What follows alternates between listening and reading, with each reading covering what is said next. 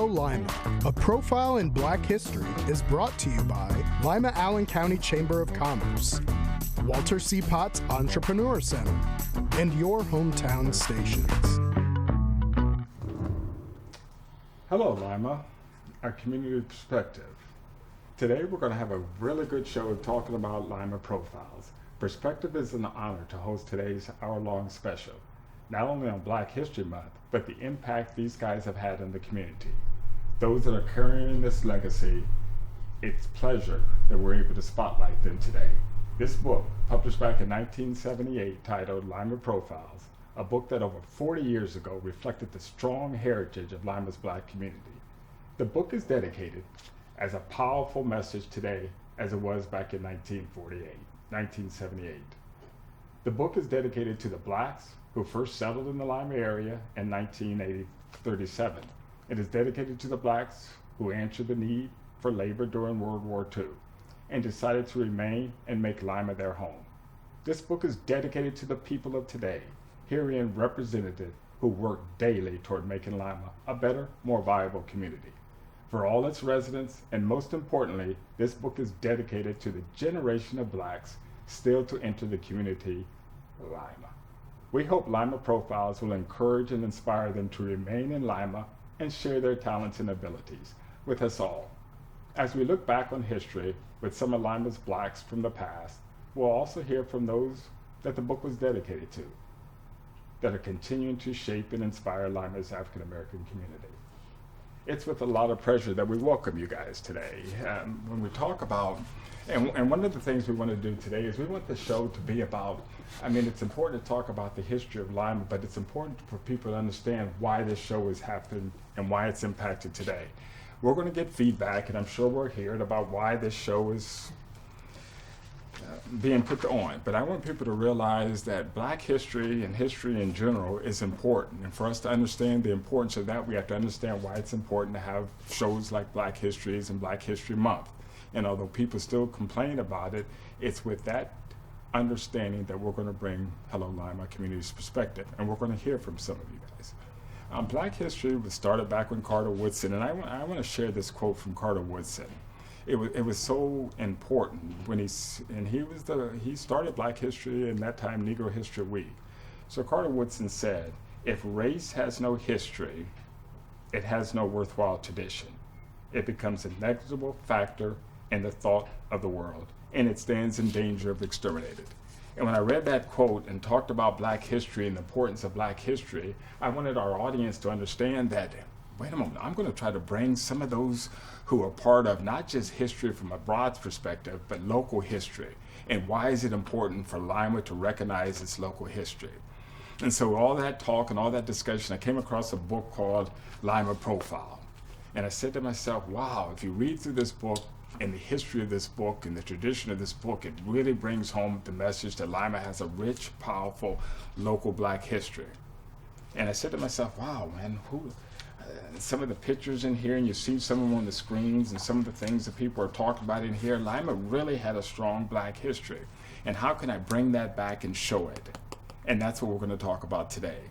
So it's sort of a town hall session where we're just going to dialogue, we're just going to banter back and forth in terms of where we are and what brought you guys here to Lima and where we think we're going to go. I had this thought about who to start out with. And I kept picturing myself like, wow, who should be the first? Then I looked down on Lima Profile and they talked about this person on the front of the cover is still, wait a minute, he's in Lima? And I think we owe it a round of applause to Mr. Baker. Gary, sitting in the front. This is, we're bringing Lima history right to its forefront. And so it was sort of low-hanging fruit to say, I'm going to start with Mr. Baker, but again, that's too easy, so I'm going to let him off the hook. And I want to talk about the passage in this book. And when you wrote this book, Mr. Baker, part of what you and Dr. Davis and the pictures that you took, he was a big part of the photographer of this picture. A part of the book said, and it was weird to understand that in 1978, they had the foresight to hear and to mention some of the things they talked about. This book is dedicated to those who have yet to come to enter them into the Lima community. So I'm going to start with you. Courtney Owens, a historical presence in this community. People are getting to know you. your speaking, your spoken words. And when we had a little bit of a sound bite about this show prior to the show, it was interesting some of the things that you were giving feedback on about the history. Like, I didn't know that. We could have had, you guys remember we had that talk about, I think it was a Saturday, we started talking about this, and everybody's saying, and Courtney just kind of struck me by saying, wow, I didn't know that. And if you realize what Courtney was doing, if you thought what I was looking at, Courtney was over there just taking notes. And that's the kind of thing that I was hoping that this show would do. It would take the young people back, and Courtney is that type of person. Courtney's, if I'm correct, Courtney's son is getting ready to go to college on a full scholarship. Yes. I want to tell everybody, a full scholarship, paying nothing. And that's the history that this book tried to dedicate this book to. Courtney, how do you see the perspective of the historical perspective of Lima, where we are, and how we continue to move forward? Right now, those perspectives need to be heard. A lot of our kids don't know the importance that blacks had in the Lima community. Mm-hmm. Therefore, they don't have any beautifulness, if that's a word, to look to, because they don't realize that we really paved the way for a lot of the different programs in Lima. Blacks were very prominent from the 40s, 50s, 60s, 70s, and the 80s. And the kids need to know that nowadays, so they would have something to look to. And everybody jump in here when you hear that. But that was important, Courtney. When Courtney talked about it, it's important for people to understand what this history means and what the lessons mean for us today as we go forward. So I'm going to swing back to Mr. Baker. Garrett, when you wrote this book, and part of the book wasn't writing the book, but taking the pictures, part of what you saw in the eyes and the profiles is what Courtney's talking about in this book is what was the sense at that time in 1978 for blacks? Because if you look at the book, we were moving shakers in the community. There was things that people, I think, to this day would still be surprised in terms of what the black community was doing back in 1978. What was the sense back in 1978 when you were taking those photos? I think it was an exciting time, especially when I came to Lima in '68. From Pittsburgh. I said, boy, I like it here. And I went back home and quit my job in Pittsburgh, and a week later I was back here working at BLH. And I just thought it was not a nice town. And Garrett, this is your quote. A lot of the pictures in this book had quotes for young people. This is Mr. Baker's quote. His advice to young people is, this is 1978, go to school, learn a trade, and hang with it. Yes. Still resonates today. Yes, absolutely. And at that time, you felt the need to make this comment and to have this book as part of what Lima's culture. Was that what you and Dr. Davis? Right. Mm-hmm. And jump in here, Sarge. I mean, this is Sergeant Gabe Brooks. One of the things that caught me, Sergeant Brooks, is when you said, what do you fight for? You spent 4 years in Iraq. Correct. And Correct. The 3 years, and part of what you did is fighting for the ability to come back to Lima, the ability to make Lima rich. And I talk about this when I spoke to you before. When you got into the foxhole, if I can use that, Yep. I asked you, what were you fighting for? And you kind of threw us all off. You said you weren't fighting for America, you weren't fighting for the flag, you were fighting for the guys, black, white, who was next to you. Can you expand on that? That is correct. I thought that was so telling. So when you get over there and you're in your foxhole, and it's a life and death thing. So you're fighting for the country goes out the window, your family goes out the window, the people beside you is what is all that matters. Mm-hmm. And so those who you're fighting to get back to their families and home. Mm-hmm. A lot of people don't realize that, but yes, we sign up for our country and the other different things that we sign up for, but when it comes down, when you go get deployed and things like that, you're actually fighting for the man and woman next to you. Regardless of race, color, creed, Regardless of race, color. Whatever. Yep, and in the military they teach you, and that's why they have uniforms. Everybody's green for you're green. Mm-hmm. That is your color in the military. Everybody's the same. And sometimes, Sarge, people don't realize that when you talk about the history of Lima, Lima has, from a historical perspective, a presence in the war, a presence where you guys have come back, you guys have integrated yourself into the community, and you continue to, and you do it every day. I see you sitting and inspiring others every day. Yes, and I'll mention something. You said Lima has a huge part in war and things like that. Well, when I went down to basic and then to my actual unit, I met a couple guys from Lima. So I was shocked. The world is smaller than what we think. So when we talk about that, and I'm going to jump to you, Olase has been part of the Lima community for 40, 50 years. Longer than that. Longer than that. I don't want to age you, so I'm trying to slowly go into this. But your impact in the community, from what you've done in the community, both working with the Head Start program and continue to fight. And I remember when we talked, one of the things that struck me when you said this a couple of days ago is that you continue to fight. But everything that you've been through, you think that you would close your door and just kind of go into cruise mode. What inspires you every day to get up and continue to do what you do? People. I really love working with people, especially our young people, because a lot of people say they're lost. We have a lost generation. But then I said, if their children are lost, who are they following? We need to turn that around and reach out to our young people. But Ola, you've seen it all. You've seen fights in the 60s, you've seen Yes. race wars, you've seen race wars in the school system. You've been Yes. in the heart of these, what you call troubled times. Yes. So as Lima goes through these troubled times now with fights and gun battles and people shooting each other, how does that make you feel? It saddens me because we need to reach out as a community.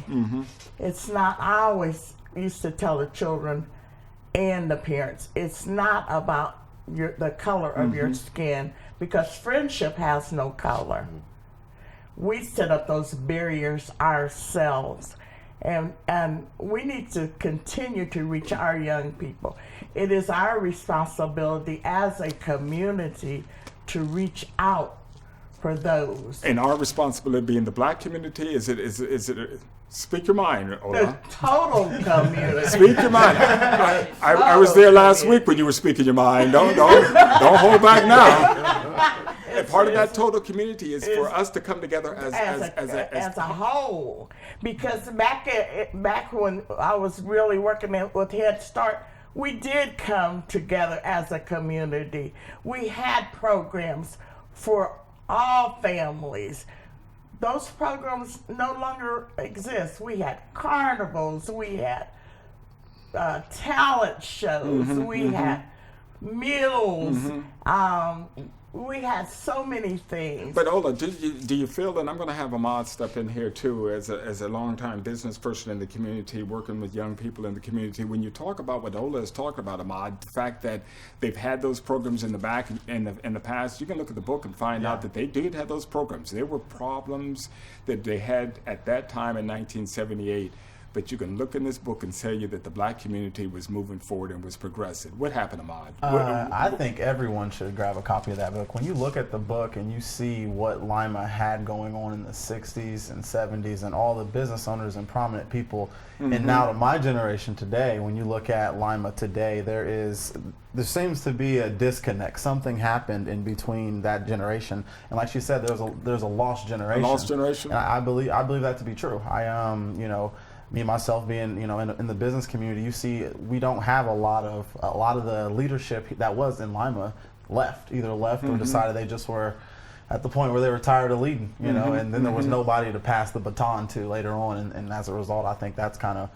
So you're saying there's a generation gap that is no longer, and is it if I can use that terminology, is it fixable, Ahmad? I always think there's a way to solve the problem. And one of the things that we're going to do before we take this break, I want 20 seconds, Courtney, to talk about this, and we're going to get some other people in here. You said that it is fixable as long as we do not forget our Past. That's right. Absolutely. Remember that? Yeah. So I think that's important. When we come back here, we're going to talk a little bit about some dates, some historical dates from the perspective of Lima, how those dates impact us going forward. Then we're going to get some more of you guys' insights in terms of a Black historical perspective in Lima.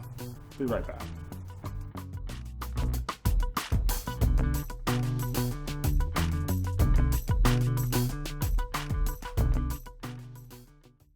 Hi, my name is Christopher Jackson, and and I am a product of those that came before me. And my advice for the youth of today is, don't believe everything you see on social media. Research through books and elders in your community to learn about your African American. One of the goals of the Lima Allen County Chamber of Commerce this year is to focus on inclusion, diversity, and equity. Thomas Friedman talks about in his book that inclusive communities are communities that are growing. Karen, as chair of the Chamber Board, what do you have to say about inclusion? Employers want to have a diverse and inclusive workplace. Employees also want to work for a company who focuses on diversity and inclusion. Save the date. This year's Community Enrichment Dinner is September 22nd, featuring a jamming concert from the classical hip-hop hybrid Black Violin. Mark your calendar for the Community Enrichment Dinner September 22nd. You don't want to miss it. The Walter Pott Center has for many years been part of the greater Lima community, with its efforts to not only support minority and small business development, but also development of programs that support a growing and inclusive community.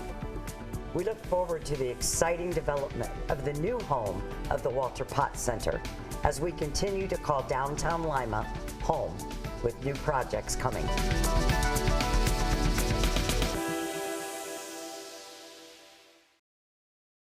Hello, my name is Gabe Brooks. For today's youth, I would give them this advice: to appreciate one another's differences, because there's a lot of love and beauty in being different. And don't let your reputation outshine your character, because reputation is what others think of you and character is what you really are. Welcome back. Hello Lima has been talking about Black history, but not just Black History Month from a large perspective. We're talking about local Black history, the perspective of how the community needs to come together. This town hall session has been able to dialogue about Black history from a Lima perspective, and the profiles in the book that has been the talk of the town the last couple of weeks. We're going to talk about some dates in Lima. I think some people may not know that these dates had some of the impacts that they had. One of the dates was Bradfield was founded in 1938. And sometimes I remember we were talking like, wow, that is, we didn't know that Bradfield not only was founded in 1938, but they firebombed it 10 years later in 1948. People don't realize that over 130 years ago, there were 2 blacks in the Lima Police Department. People don't realize that in 1953, Joyce Garrett is the first Black teacher in Lima, almost 70-something years ago. So those kind of perspectives, and when you talk about that, and I want you to jump in here, I'm Darnell Collins, who's an educator, leading administrator in the city school systems. When you talk about education being the impact from a historical perspective of moving the community forward, 70 years later, what happened with the Black teachers? I mean, I can see in this book there was almost 8 pages of Black teachers, and I had a little bit of problem finding enough to even have feedback. Right. I mean, and one of the things we're not trying to get into, and we want the community to understand that we're not blaming anybody. We're trying to find out how our history and our generation can move forward. Darnell, what do you think? Well, I know one thing that happened back in those times where they actually went south and they recruited minority teachers to come north to teach, because as a student here in Lima, I was fortunate enough to have some of those teachers that I was learning from. And so I think over the years, as they started to retire, there wasn't a movement to continue that generation or continue that movement to get more African-American teachers here. But it's important because we're among friends here in Safe Space. So when Darnell says that they, who is they? Black people went and recruited other Black teachers.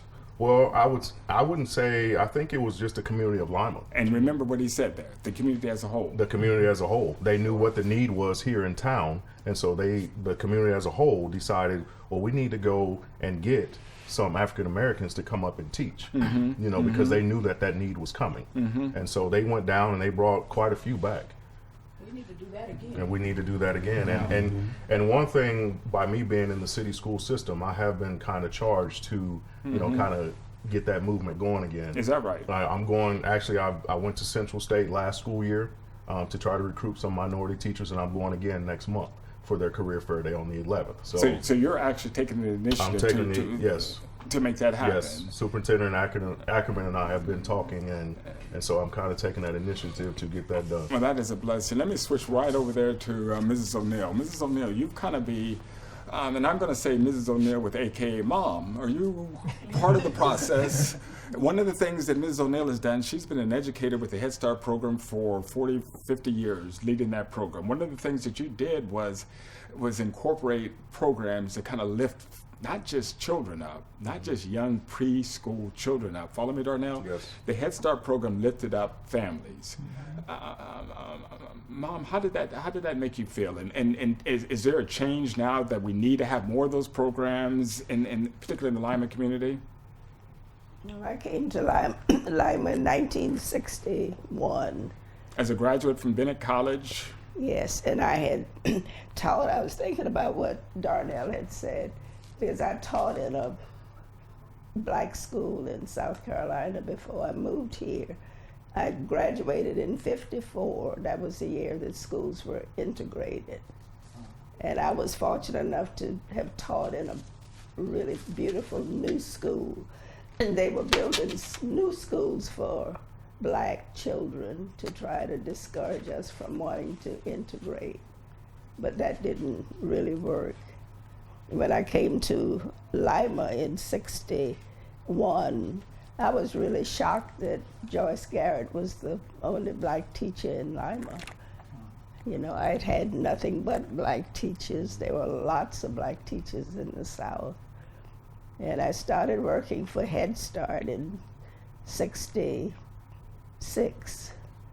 And Head Start, as you know, is the largest preschool program under one umbrella.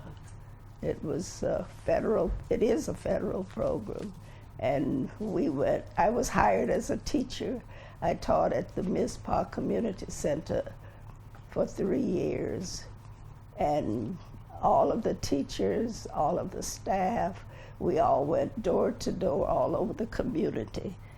And Ola can remember this, I'm sure. Yes. We recruited children who met the guidelines. And part of that was impacting lives at the time, back in the States. Yes, it was. And I want to quote you.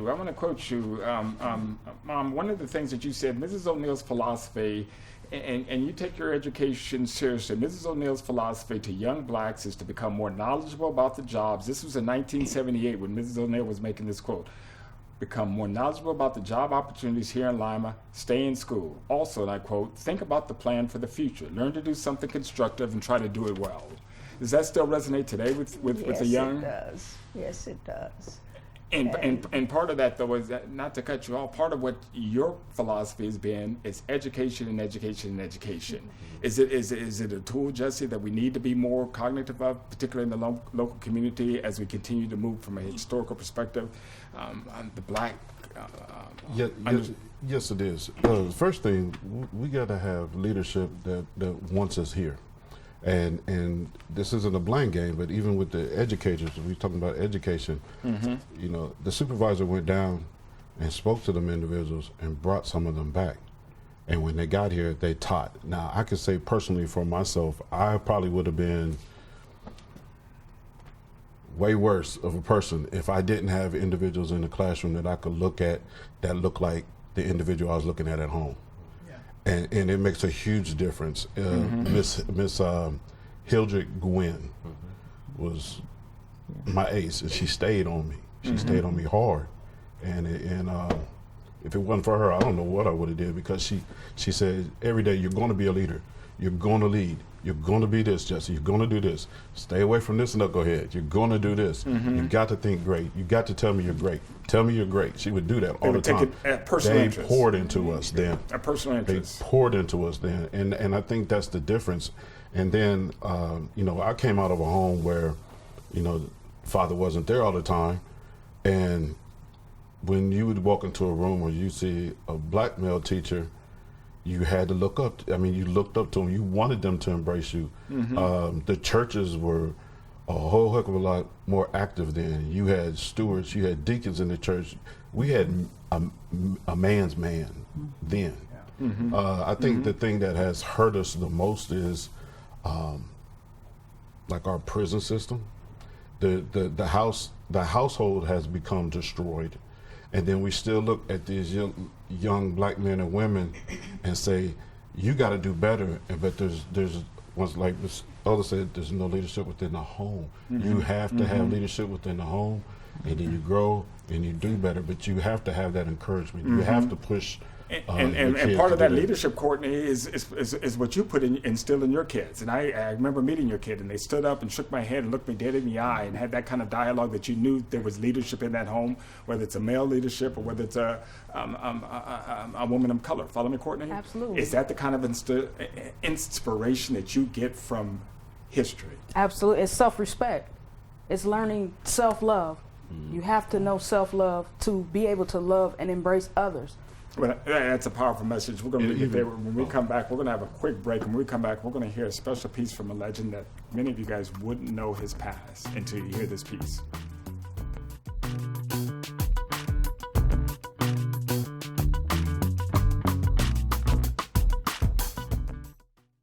Hi, my name is Courtney Owens, and my advice to today's youth is you must always believe in yourself.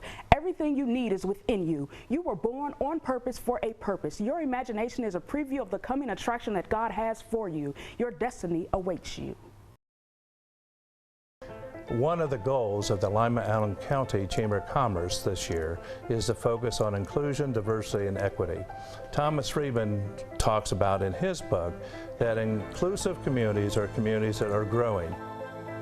Karen, as chair of the Chamber Board, what do you have to say about inclusion? Employers want to have a diverse and inclusive workplace. Employees also want to work for a company who focuses on diversity and inclusion. Save the date. This year's Community Enrichment Dinner is September 22nd, featuring a jamming concert from the classical hip-hop hybrid Black Violin. Mark your calendar for the Community Enrichment Dinner September 22nd. You don't want to miss it. The Walter Potts Center has for many years been part of the greater Lima community. With its efforts to not only support minority and small business development, but also development of programs that support a growing and inclusive community. We look forward to the exciting development of the new home of the Walter Potts Center as we continue to call downtown Lima home with new projects coming.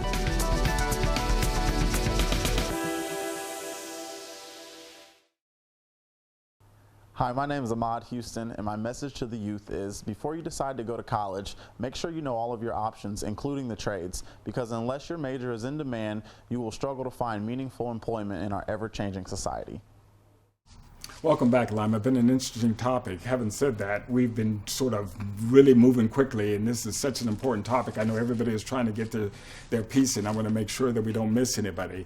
Garrett, when you wrote this book, or I keep saying wrote it, when you published this book, the profiles of the faces in this book, and you can still look at Garrett right now and say, man, Garrett probably could still be shirtless on the front of the book. We're not going to ask him to take his shirt off, but at that point, Garrett, you go ahead. So when you looked at the faces in this book, and there are many faces in this book, Garrett, does it still resonate that this book should be something that we should try to keep up, do again? Oh, yes. Did it matter that much? Yeah, I think it does, because there are a lot of jobs that have been in Lima, and no one's really taking charge of a job, like welding jobs. I was a welder, and I was the first black welder at BLH, and I was the first black welder at Ford.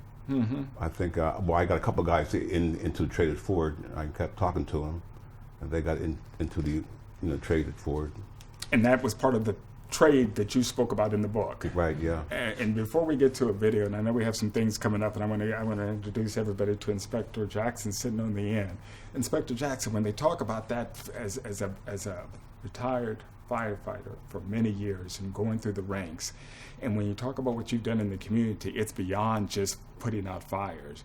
You've been integral shaping young lives. So it's important to hear from you from a perspective. How are we doing today? And your son is what, about a stone's throw away from being a medical doctor? Yes, sir. So piggybacking off of what Mr. Lowe said, black males have an obligation. How have you taken that mantle? I think, one of the things we have to do is, like Jay said, we've got to get back to the grassroots. We've got to get back and get the black males out in the street. We talk about the churches and nothing against the churches, but those young men aren't coming into the churches. So just like the disciples, we've got to get out there to them. And and over the past, I've actually, myself and my wife, have taken young men into our home. Yes, you have. Not just to say that, hey, we're going to help them. You got to take them in. They've got to believe in you. The problem we have here a lot of times is a lot of window dressing. We get a lot of meetings, we do a lot of meetings and this and that, and we talk to the young men about how we're going to make a change, but we don't follow it up. And they hold that against you. So one of the things we've got to do, we've got to put ourselves in a position to not only just talk to them, but to make them believe in us, to take them in as part of ourselves. With the recent violence that we've been having here, a lot of people saying, they want to leave Lima, but that's not an option. For most of us, we're not going to be able to leave, so we've got to make Lima a better place. Oh, am I real quick? Yeah, and even piggybacking off of that, I want to go back to the piece about the teachers, having black teachers. One of the pieces that really I thought provided a sense of pride to me was I had a black teacher named Mr. P that would, it wasn't acceptable for, as a young man, for me to come into Mr. P's class and act a certain way. You had to stay. He demanded a certain level of respect because he was a man's man. About the importance of having people who look like you a part of the process. Absolutely. And it doesn't make it a race relation segregation. It means it's important from a perspective. We're going to look at a video that I think is important. I'm going to tell everybody why it's important when this video plays. Let's watch this video.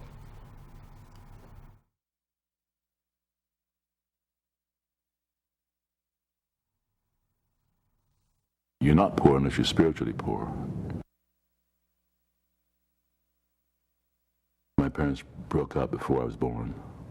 My father was 21, my mother was 20. They could barely take care of themselves in 1931. The Depression, the boll weevil epidemic. I was lucky to have been adopted by my grandparents. James Earl has called his grandfather his hero, but his grandmother was also a great influence. She witnessed all kinds of horrible things in her life and put them in a dramatic context, all the lynchings, the rapes, the murders that she witnessed. She was part Choctaw Cherokee Indian, part African. And her heritage was just compacting on her all the time with drama. James Earl was uprooted from his Mississippi home when he was 6. His grandfather moved the family in search of better schools. The bare feet of a child touches the earth, and that earth becomes very important to him.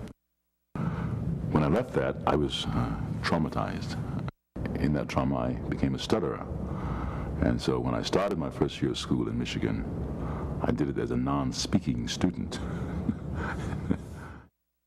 After years of silence, a high school teacher helped him find his voice. I was a closet poet, because boys didn't do sissy stuff like that, in those days.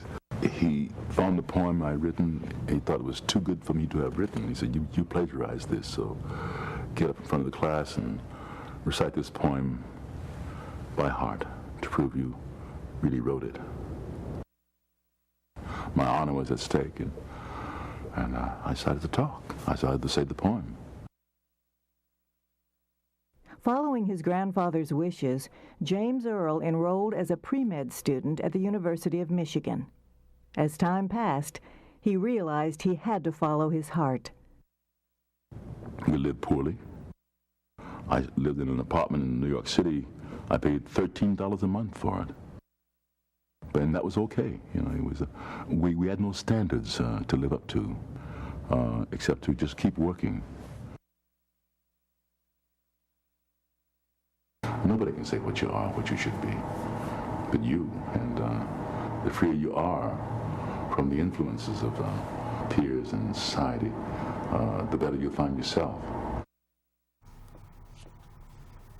Wow, that was so important that we get that piece in because it incorporated a microcosm of everything we talked about. People moving into a community, people understanding the importance of what their presence meant in the community, people fighting through struggles, people fighting every day for a piece of the American dream, and people having somebody who believed in them enough to say, this is what you can do and this is what you're capable of. What do you think, Jesse? I'll tell you, that was a wonderful piece. One of the things that he said is that he had a standard. Yes. And he knew that he had to reach that mark. Kind of going off with, what Mr. Jackson said, because I agree with him wholeheartedly. We need to set a precedence in our community. And this isn't about Jesse, but I was blessed to get a building, because in that book, not only there's about 41 teachers in there, yes, but outside of that, there's businesses in there. Galore. And and I took my building and flipped it so other businesses could come in, grow, move out, get bigger, bring in the next ones. We need to. I was one of them individuals that they're speaking of that was talking, and then I had to sit back. And I'm like, what am I leaving my kid? What am I leaving my kid? And when you What said am I was leaving my- talking lip service, what Yeah, you're talking it about was- now, Jesse, is moving forward, getting up and moving making forward, action. leaving something like that dash like you see on your tombstone. You know, me is gonna say 1972 to that last date. Right. What did I do in between Right, there? right. What did I leave for my community to It- say, you know what, what's your legacy? But that's important, particularly in the African American community. Follow me, Inspector Jackson, that we as a people have to understand that if not for us, then who? Courtney. Yes. Spoken words. Yes. You ready? I'm ready. As we walk in the footsteps of greatness of those who came before us, stony the road we trod. We swallowed the taste of bitterness from the chastening rod.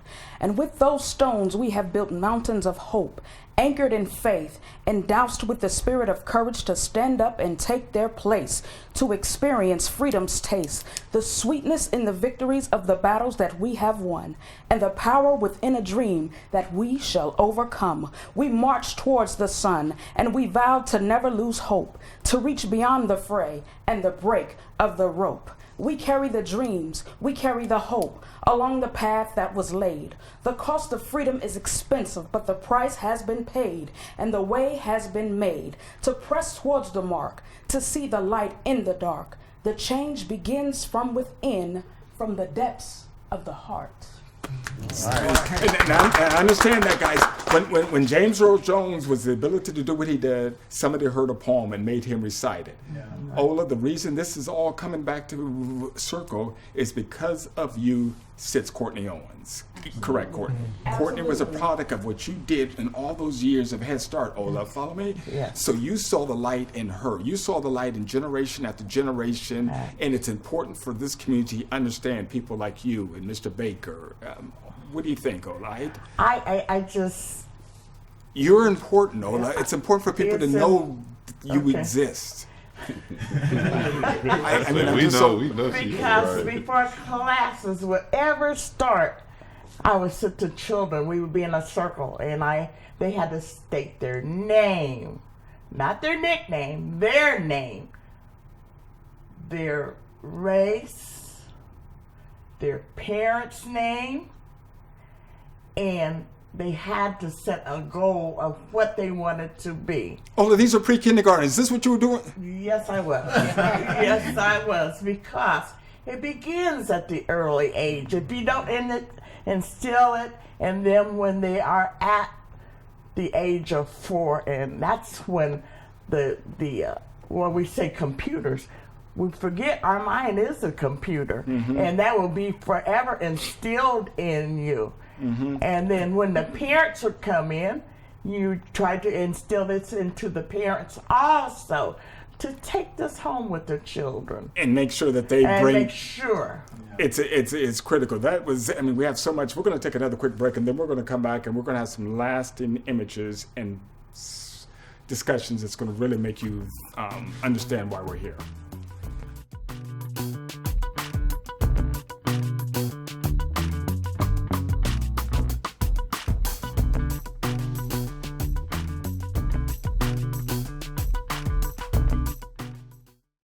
Hi, my name is Frank Lamar, and in 1978, my advice to the youth was to get as much education as possible, register, vote, and very importantly, become involved in the community. One of the goals of the Lima-Allen County Chamber of Commerce this year is to focus on inclusion, diversity, and equity. Thomas Friedman talks about in his book that inclusive communities are communities that are growing. Karen, as chair of the Chamber Board, what do you have to say about inclusion? Employers want to have a diverse and inclusive workplace. Employees also want to work for a company who focuses on diversity and inclusion. Save the date. This year's Community Enrichment Dinner is September 22nd, featuring a jamming concert from the classical hip-hop hybrid Black Violin. Mark your calendar for the Community Enrichment Dinner September 22nd. You don't want to miss it. The Walter Potts Center has for many years been part of the greater Lima community, with its efforts to not only support minority and small business development, but also development of programs that support a growing and inclusive community. We look forward to the exciting development of the new home of the Walter Potts Center as we continue to call downtown Lima home with new projects coming.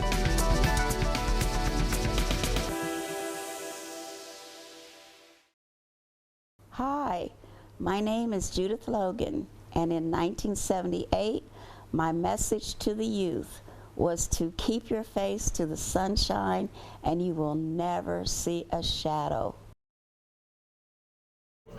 Wow, that's impactful. We really got a lot of input in terms of where we are as a community, particularly in terms of educators who have brought us forward. Real quick, Darnell, you're building minds as we speak today, going out and recruiting teachers. And we're not making this about education, but we think it's important for us, and I heard somebody say the inheritance, to make sure that we link our heritage together. Is it possible? Are you seeing, everybody's not out there gang banging, shooting drugs. Blacks are really making an impact in the community. You're seeing those young lives every day. I see them every day, and what I tell them is college may not be for everybody, but education is. Right. So, you have to put yourself in a situation where you can do something for yourself and then build something for your family to have a legacy that they can actually live on and live off of as they get older as well. Is it hard, Darnell? Is it hard? Oh, I'm not going to sit here and say it's easy. They have a lot of influences, and so you have to be able to reach them, and they have to understand that you care about them as a person, number one. And when they see you, when they see me, and they see that, I grew up here in Lima, and I've walked some of the same streets that they're walking, seen some of the same things that they've seen. Maybe it was 20 years ago, but it's still the same things going on, and I made it. And so that gives them a lot of inspiration as well. And there are a lot of people sitting here in this town hall that have some of the same experiences that I do. And when those young people look up to some of these people and they see them every day, they know, hey, if they can do it, why can't I do it? Why can't I? Yeah. Inspector Jackson, when people talk about the importance of Black history, particularly local Black history, we want to make sure it resonates with people that sometimes they come across by saying, oh, why are you doing that? It's just segregated. It's just another way of dividing. People need to understand, and I want to get your input in this, and we're going to jump over to the person who fights the war to make sure that this happens. It's important that we never forget the persecution of Jews. We never forget slavery. We never forget what happened with 9/11. In other words, those aren't the historical preferences that divide us. It's what brings us together. So from a perspective of where we're going as a community, how do we keep this kind of dialogue? Where do we continue to go to make sure Lima Profiles that Garrett took such pride in continues? I think it's like everybody's saying, we've got to go out into the community. My sister here was saying, a lot of the young people just don't know about our history and our culture. A lot of people don't realize, they saw me as a firefighter, but they didn't realize that before me was Dale Harmon, but myself and Dale were the first two Black firefighters. So, you talk to Warren Puxley, like you said, he never grew up seeing a Black firefighter. Right. So that was inspirational. When I was on the police department, it was only like 2 or 3 of us. So we've got to let our children, our community know that these are traditional jobs that they can have. They don't think about it, but it's obtainable. I had a great career for 33 years, but it's not enough. It's 5 of us on the fire department. That's not enough if you look at our demographics. So we've got to make it where our demographics reflect what's going on. So we got to continue. Who does it start with, Sergeant? Inspector, who does it start with? Does it start with all of us? Does it start with us? I mean, when you Exactly. I think it starts with us. You got a great group right here that, Ms. Ola's been doing it for years, and we've got to continue this on. A lot of times we look to other people to do it. I'm not looking to anyone else to do it. I know that it's been... But you've been doing it for years. It's been put on my heart to go out and do it. That's my calling. So I know that I have to continue to do this. It's up to me to recruit others to go out and do it. These young people have to see it. We can't keep telling them they have to see it, because if not, we're going to study, keep losing our young people. We're in a fight. Follow me? We're in a battle. We have to step up. We can't. To speak to that, to speak to what Chris is saying, I think a piece of that too is that we have to let kids now understand that college is not the only option. Right. I mean, we've spent a lot of time focusing on college, but what happened now is that we see the trades are lacking. We see firefighter and police officers those opportunities aren't being highlighted, and as a result, we got a lot of people going to school for degrees that they're never going to escape the debt that they have. Are feeling because they don't have a degree, they're less worth. Right, absolutely, and that's not the case at all. And not today's ever-changing society. You have to, a lot of the degree programs today don't even qualify you to make a living wage in today's society, versus versus police officers, firefighters, tradesmen, welders, absolutely, where they're coming out of high school making $20, $30 an hour. And that's the kind of thing that I think you're pushing forward in your position, in your craft, in terms of going forward. Absolutely. Sergeant Brooks, is it worth the fight? Is Lima going to be that beacon of hope? It's definitely worth the fight. And like Mr. Jackson was saying, that it starts with us. Everything starts with us. And like for my anniversaries that my buddies got killed over in Iraq, I always post on Facebook because I want everybody to know. Never forget. There's people still dying for what you able to do right now. Just drive down the road or go to McDonald's without even thinking of it.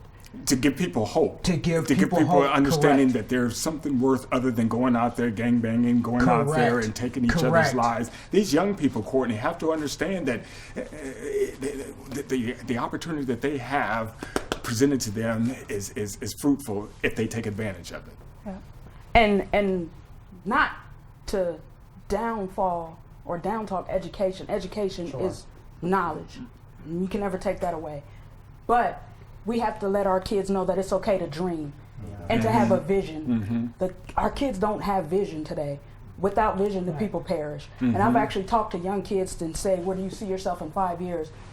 Blank stare. We have to let kids know that they can have vision into whatever they want to be, they can be. And as long as you do the work, anything you want, I am. Those are two of the strongest words ever. We have to instill that and put that back into our kids and let them know that they can be anything that they want to be. Put the work in. That's powerful. So at the end of the day, Jesse, it doesn't matter how many bars you shut if you don't provide opportunity and hope. Is that a message? That's correct. The other thing I think we need to do, and I keep mentioning black males, but I'm serious. One of the things that we need to do is seriously stop lying to our children. We she spoke on hope, but we've given them false hope too, where they think that they can go into a YouTube and be an instant millionaire, or you can. Your chances are so thin. Like I applaud what Chris does, with his track and with basketball, this, that, and the other. Myself with drums, like we're providing tools where they can go and do something. Mr. Garrett mentioned having a trade. my grandfather used to tease me and say, be a beautician, a mortician, or a bartender. You'll always have a job. Well, I knew two of them I really wasn't going to do, and I stuck. But he would press. Not only did he press, but he put that tool in my hand. So he talks. Do you understand what I'm saying? Yeah. He put the tool in my hand and said, "Try this. Do it again. You're better than that. You're greater than that." Like he kept me going. So I had that. So Darnell, is Jesse correct when he says maybe we need to be a little bit more honest about what our young people are about, as opposed to? Well, that's what I was saying when I made the statement that college may not be for everybody, but education is. Whether that education is going to learn a trade, find something that you're passionate about that you like to do, and invest your time in that. Learn how to be better at what you want to do, and then the sky's the limit for you. In terms of where we go from here, Ola, it seems to be a lot of resonant about communication about don't just settle. Right. Don't just settle for anything. Because in my classroom, we also had our motto, and one of the motto was, only you can make yourself behave. No matter whatever happens around you, you are in charge of your behavior, and you need to have a good reputation. Well, this book is full of those inspirational quotes. And if you read through the book and you hear some of the messages from some of the people like you, Ola, who have been there, and some of the people like Garrett, you follow me, Jesse? This book is describing to a T 42 years ago what we must do today. One thing I would say too, even after individuals watch this Sunday morning, when you see an individual, encourage them. If you see them, individuals that are out there doing something, don't hate on them. Don't talk about them. But you're talking about us, though, aren't you, Jesse? You're talking about us. You're talking about us. All right. We need to encourage. Do we have to close the committee?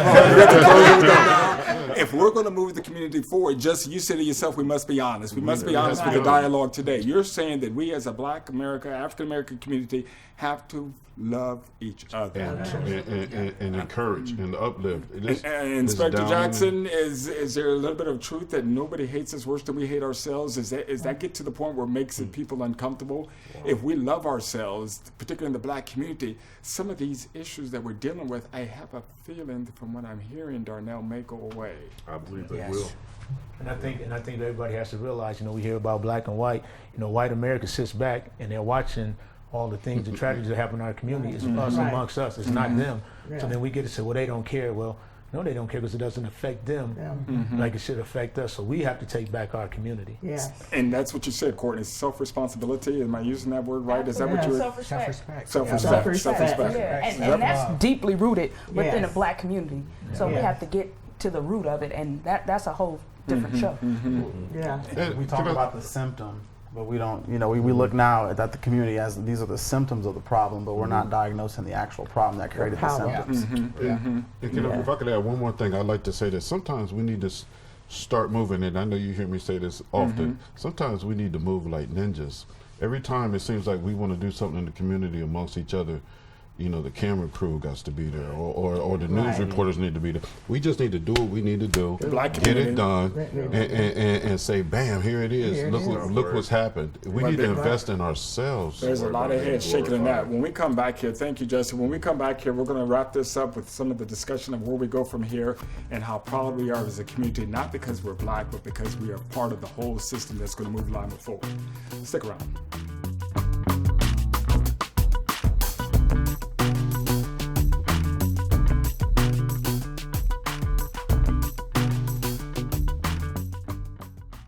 Hi, my name is Christopher Jackson, and I am a product of those that came before me, and my advice for the youth of today is, don't believe everything you see on social media. Research through books and elders in your community to learn about your African American history. One of the goals of the Lima-Allen County Chamber of Commerce this year is to focus on inclusion, diversity, and equity.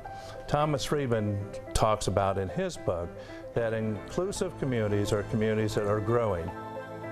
Karen, as chair of the Chamber Board, what do you have to say about inclusion? Employers want to have a diverse and inclusive workplace. Employees also want to work for a company who focuses on diversity and inclusion. Save the date. This year's Community Enrichment Dinner is September 22nd, featuring a jamming concert from the classical hip-hop hybrid Black Violin. Mark your calendar for the Community Enrichment Dinner September 22nd. You don't want to miss it. The Walter Potts Center has for many years been part of the greater Lima community, with its efforts to not only support minority and small business development, but also development of programs that support a growing and inclusive community. We look forward to the exciting development of the new home of the Walter Potts Center as we continue to call downtown Lima home with new projects coming.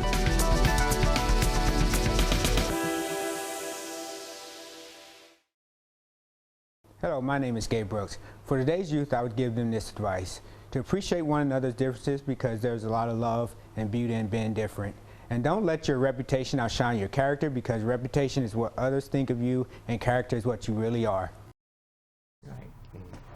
It's important as we end this show. I'm gonna quote something. I'm gonna go back real quick here because I think it's important. This is what the dedication, Mr. Baker, that was in this book, and I'm gonna read it again. It's important that this book is dedicated to the generation of Blacks still to enter the community life. We hope Lima Profiles will encourage and inspire them to remain in Lima and share their talents. So I'm gonna put a few people on the spot, because when you talked about honesty, it's important because I have young kids. I have kids in college. Courtney, Inspector Jackson, would you have your kids come back to Lima? That's a good question. I know it is. I've asked my son that several times. You got to answer it, and he does not want to. But that's the prism of what we're dealing with. And if the Black community is going to move forward, follow me, Ms. Owens, it's got to understand that we got to get our kids comfortable to come back. Right. Generation after generation, right, Ahmad, is a gap that is leaving this community in droves because they don't feel welcome, they don't feel engaged, they don't feel like they have a home here, Sergeant. Follow me? So until the Courtney Owens kids of the world and the Inspector Jackson's kids of the world and Jerome O'Neill kids of the world, because I'll be honest, I told my kids, let's wait and see where things are going. And that's just me chicking out by saying, no, I don't particularly understand you coming back here at this point in time. We want to change that, right, Inspector? We want to change that, Ahmad. It's about economics, though. Also, a big piece of that when I talk about, you know, when you look at other communities, they create economics. They create an economic sanctuary for their family. They have businesses. They get to inherit land, opportunities. We have to create ownership, equity. You know, I'm big on. We got to create equity in our community. We have to have something that we own that we can pass down to our kids. Right. And when we talk about that, Garrett, we're going to flip it back to you. This presence of understanding who we are is important if we're ever going to learn where we're going to go. So when you have this book. And when you put this together, is Lima still a land of opportunity for young blacks to come back? Can we get it back? I think it is. If you have something to offer, you know, you can't just say, I'm here. Something to offer. It's up to us to recreate it. Yeah. It's not us. When? Go ahead, Ola. It is up to us. Because Lima was at one time a booming city where there were a lot of opportunities for Black Americans, for African American community. It was. And I want to say this before we wrap this up. I want to make sure that I speak from the heart and not from the teleprompt as I have this close out, and then we're going to get back to you. It's important when we did and we talked about Hello Lima Community Perspective. It was about encouraging dialogue. It was about making sure people understood that there was a safe space where we can come and have these type of topics and people feel comfortable. Not because of how we're trying to segregate the community, but because as you can look in this book and you can look in this audience, how because of us coming together and having this communication, we build a stronger community. Does that make sense, guys? Yes. Lima community is going to grow based on everybody feeling like they're part of the economic opportunity, the empowerment. Then I'm going to leave it here as we talk about where we go from here. It's going to be up for every one of these guys in this audience today to go out and, as Jesse Lowe said, continue to be about change and be about self-preservation, self-respect, and loving one another. I want to thank you guys for coming today. I appreciate it because not everybody, and there's people can attest to this, picked up the phone and answered the call. And that's something that I'm hoping people will continue to do. Pick up the phone and answer the call. I'd like to thank our sponsors, Greater Lima, Chamber of Commerce. I'd like to thank the Walter C. Potts Entrepreneur Center, but most of all, I'd like to thank the Lima community for where it's taking our young African American kids, educating them and giving them a place to call home. Thank you. So we're just going to have a close out here, guys, and I appreciate it.